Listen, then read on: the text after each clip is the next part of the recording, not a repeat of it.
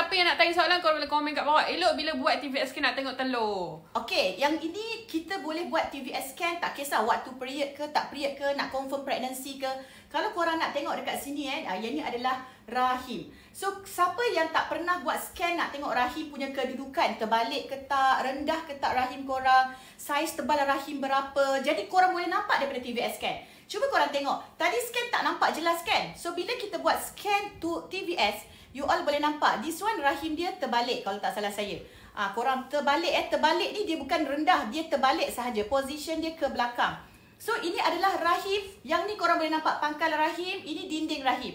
Kalau ada ketumbuhan fibroid ke dekat dalam rahim, korang boleh nampak dengan jelas. Okey? So, kalau nak tengok kilang telur, PCOS, jom kita cari. Ada 2 kilang telur dia sepatutnya. Dan kita tengok kilang telur dia nampak jelas ataupun tidak. Dan ada tak PCOS ataupun cyst ke daripada kilang telur. Okey.